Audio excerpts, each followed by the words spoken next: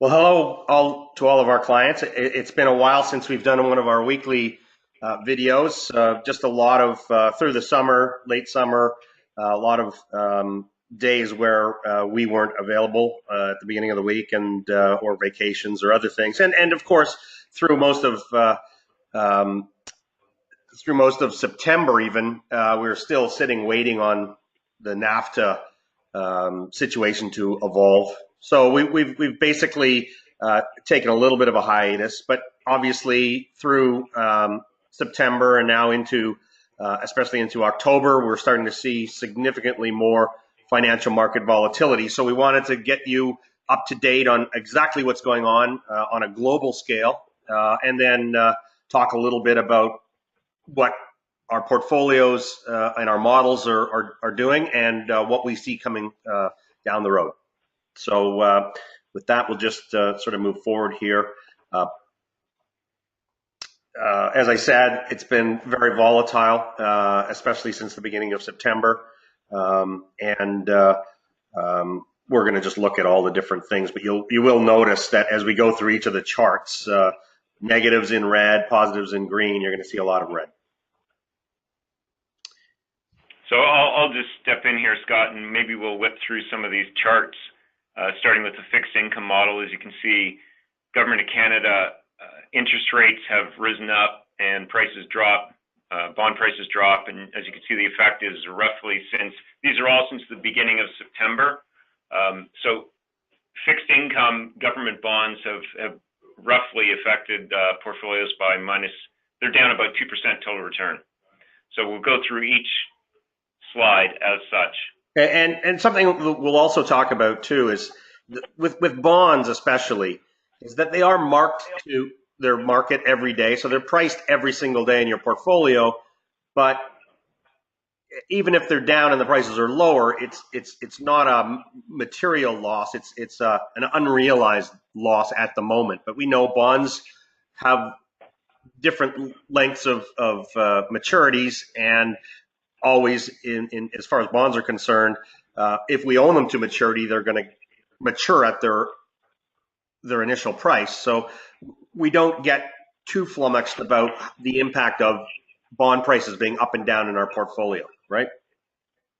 Yep. Next slide. Investment grade down 1.2% since September. Tracks government bonds quite a bit. One of the only asset classes we own that's actually up in green is high yield, Canadian high yield, up 0.2% over the period September 1st till yesterday.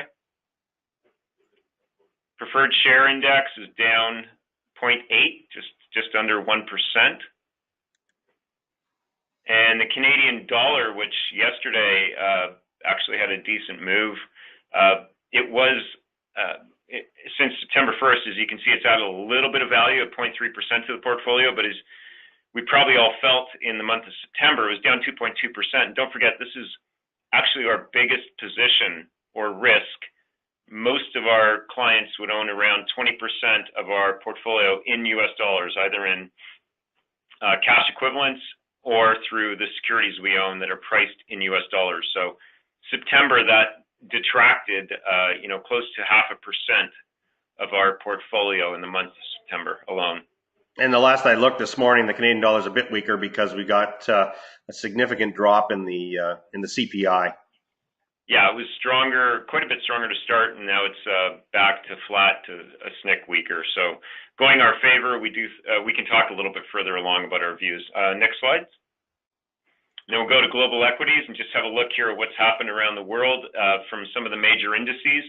As you can see, the Dow is down about 2% since September 1st, and since October 1st, it was down 4-odd%. NASDAQ is down 7.6%. A lot of those big FANG stocks have been getting hit. They've been market leaders, so it's something to watch. And German DAX in euros, priced in euros, down just over 6%. In China, it's been hit pretty hard, one of the worst. It's down 8.6% since September, but it's also down 23% year to date. A substantial move. In our Canadian tactical, The TSX is down almost 5% since September. And something that's put this in, just roughly 23% of our GDP and our economy in Canada is related to energy. And as you can see here, WTI is U.S. benchmark for oil. WCS is the Western Canadian Sedimentary or heavy oil. And there's been a massive move lower in WCS to the tune over that September period of 47% decline in the price of Canadian heavy oil. And it gets very complicated, but it's effectively the differential, as you can see on this chart, between WTI and WCS. And it's about as wide as it's ever been, and that is really related to pipeline issues, or what's called egress or transportation issues of energy in Canada. And that is affecting the Canadian stock market, the Canadian economy. It's really roiling through Canada.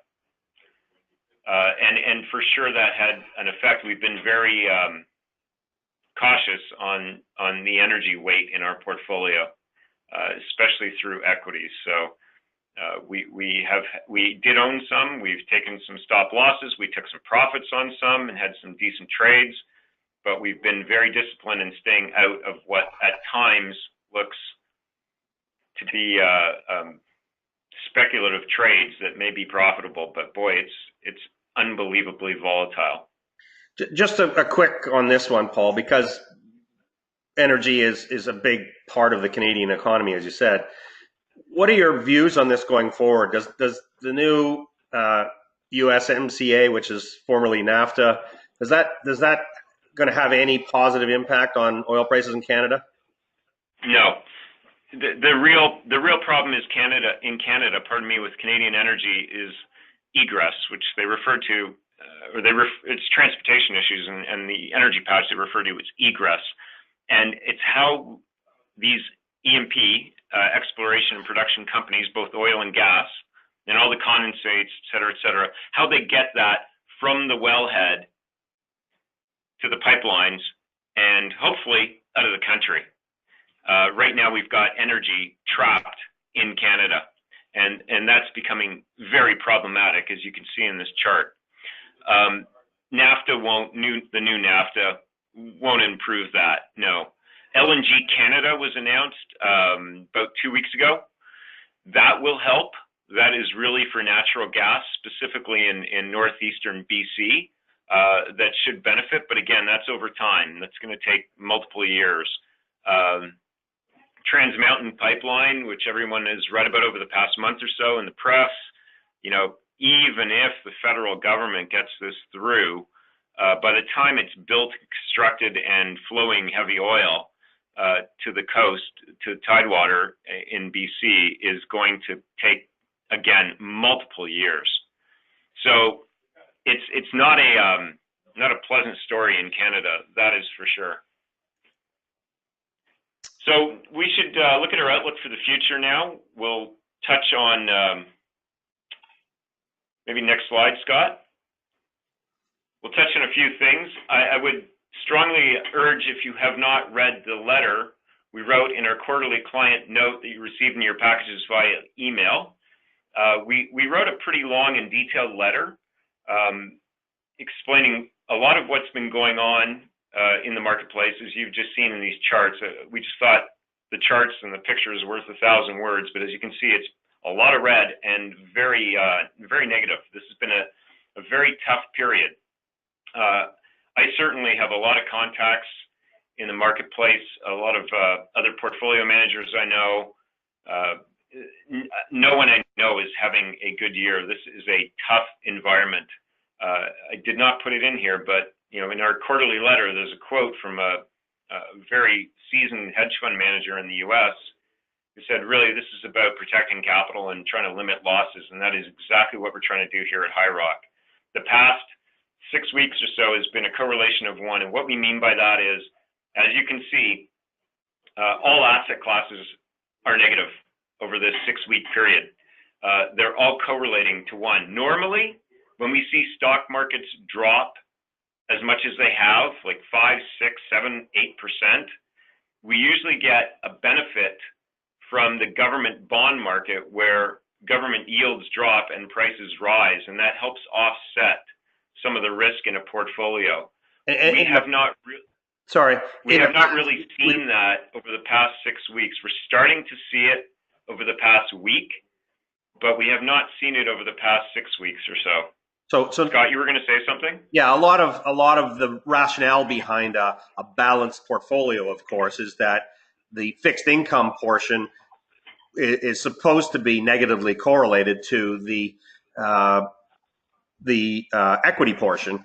But what we're seeing, as you're saying, is in this correlation, they're both correlated to each other. So bonds are going down in price as well at the same time. Equities are going down in price. So you're not getting that offset.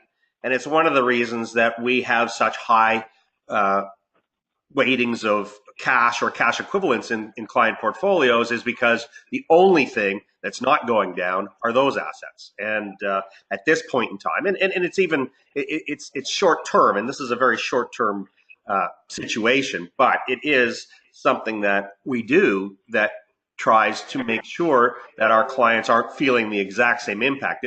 A fully invested high rock client might be down maybe 2%, but the 60-40 portfolio out there is down significantly more if it's been fully invested and it doesn't have a cash component like to the degree that we do. So some parting words. I remember having a boss that once said to me, don't get your face too close to the windshield.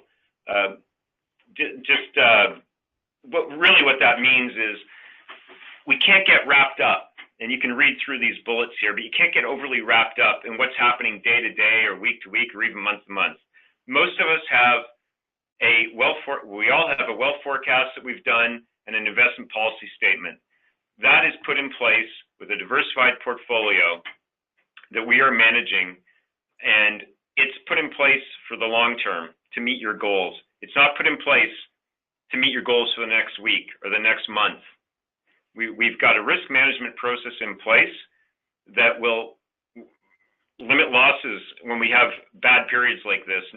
None of our clients are down 7% or 8% over the last 6 weeks, like some of these stock markets. Nor are we down as much as a normal 60-40 balanced portfolio, as Scott just said. So it's very important that people put this in perspective and stick to your plan. Okay, so the other key thing is, we're managing our own money exactly the same as yours. So we feel your frustration if you feel like you're flat or down money or you're not seeing portfolio growth. We all want to see portfolio growth. But when markets do what they've done in the last 6 weeks, quite frankly, when all asset classes are red over the last 6 weeks, it's pretty much impossible, unless you're sitting in 100% cash, to see no growth or small bit of growth if you were in cash. But just not possible. And remember as well that every year's likely to be a different situation. So in 2015, markets were negative for the most part to flat. But in 2016, we bounced back and had some pretty decent, if you were with us then and for the full year, you had some pretty decent returns in 2016. 2017, we started to be a little bit more or a little bit less aggressive with our equity portfolios, and we pulled back some, preparing your portfolios for what we're going through now. Timing is never exact, but we wanted to be prepared for what we're going through at this particular moment in time. There will be lots of opportunities to come, and by having extra cash, we'll be able to take advantage of those opportunities when they come. We can't force those opportunities. We have to sit back and wait for those opportunities to come to us. And we know that we're going through the late stages of the business cycle. There will be opportunities that come to us, but that's what we're waiting for. Okay, next slide. So we'll go through very quickly here each of our three models, starting with fixed income. We do believe that rates will continue to rise in the U.S. Canada will lag. Rising rates in the U.S., I believe, is going to create a stronger U.S. dollar and thereby a weaker Canadian dollar, which we are positioned for, as we mentioned Being long some U.S. dollars is one of our biggest positions. I think that could be a very profitable trade for us in the next year or two. The yield curve will continue to flatten, but we will continue to use opportunistically. We will continue to sell longer dated bonds and buy shorter dated bonds as the rate hike cycle comes closer to its end. Rising rates also is important because we get paid coupons in all these bonds we own, and we are a bit more bond centric in our portfolios than the average investment advisor or portfolio manager. And the coupons that we get paid every 6 months, we reinvest them at higher yields. So it does. We do get some benefit. But as I mentioned too, in a diversified portfolio, government bonds are just starting over the past week to start behaving like they should, to provide that portfolio insurance and have more of a correlation of -1 as opposed to 1-to-1. Next slide, Scott. Yeah, and just one other thing on bonds, Paul, before we move on, or the fixed income model. It creates and generates annual income in the vicinity of 4% annually. So even though the prices are fluctuating in those bonds, you are still getting paid to own them. And that's an important concept, especially over longer periods of time. Well, and I wrote a blog on that. That's a very good point. This is called, every day when you look at your portfolio, which you shouldn't do, that's our job, is what's called mark to market. So most of the bonds in our portfolio, not the corporate bonds, most of the other bonds get marked to market every day, every night at the close. So a bond could get marked to market up or down in price, and that creates what's called an unrealized gain or loss. It's not permanent, it's temporary. And a bond, as Scott mentioned earlier, has a maturity date and will pay us par, being 100 cents on the dollar, at maturity, unlike a dividend-paying stock, which has no maturity date. So it is very important to know that we do get paid for owning these bonds. Every day we get paid. It's called accrued interest. It gives us a nice cushion on our portfolio. Okay, next slide. And as I've said, we remain underweight in our global equity model relative to our long-term targets, and that's precautionary. We're carrying more cash. Cash, obviously, is the one asset class that isn't going down at the moment, so that's good. It does give us opportunity when the cycle ends and we get into the next cycle. We'll have cash to put to work at what we think will be significantly better value. And we are value investors from that perspective. And if you look at this little chart at the bottom, you see there's always better value at the beginning of the cycle. At the end of the cycle, where we are now, there's significantly less value because investors are more confident. They're taking way more risk than they should. They're pushing prices up, but those prices probably aren't warranted to be where they are. And that's why we're getting volatility in equity markets at this particular point in time. Thanks, Scott. And just Canadian tactical, I'll just whip through a little bit here. One of the things you'll notice in all of those charts, certainly in the global equity market, is that what we've seen with the Trump administration in the past almost 2 years here is the U.S. has benefited. The U.S. stock market really is the only stock market up year to date around the globe. So it's benefited at the expense of pretty much every other nation, including Canada.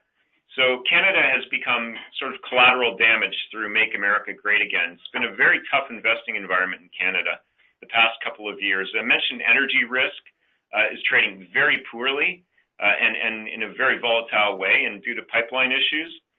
Our tactical model, we said in our client letter, we are roughly, actually exactly 50% invested in some high yield bonds, which are significantly safer than equities, but we do consider those high yield bonds as equity risk. Now keep in mind, the other high yield bonds that we own are allocated to our fixed income model, and they are, higher rated high yield bonds, if you will. And then we have 50% in Canadian equities. We maintain that today. We did have some trades, some positions in battery metals on the equity and fixed income side, on the high yield side. That definitely detracted some portfolio value from us over the last quarter. We do think there's significant opportunity in both of those positions. on a go-forward basis. We do have a couple value propositions that we own that I think we're going to be pretty good over the next, over the next year. And I've got a couple others that I'm starting to do research on now. Like there, one or two of them. I'm not sure if I'll buy one or both, but these things are off enormously over the past 3 months, like just huge downdrafts, and they're not energy related. And then we have a couple very small companies on the growth side that I think could triple or quadruple over the next 2 years or so, when cash flow starts really coming in on the business plan. And we own small weights in these. They're not huge weights, but when a company does triple, it's going to be impactful to our portfolios. If anyone has any questions, just to end off here, Scott, especially in the tactical model, we don't have individual companies up there. We did in our client letter, but just for competitive reasons, we don't really want to advertise what our collective positions are. Maybe go to the next slide, and clients should reach out to us. If you have any questions, comments, concerns, you want to talk about your individual portfolio and how you're doing according to your plan, by all means, please contact any one of us, and we would be happy to have a discussion in person, preferably, but by phone or webinar, happy to have that call. Okay, that's it. Thanks for tuning in here, and as Paul said, we're looking forward to having conversations with anybody who wants to get in touch with us. All right, have a great rest of the day.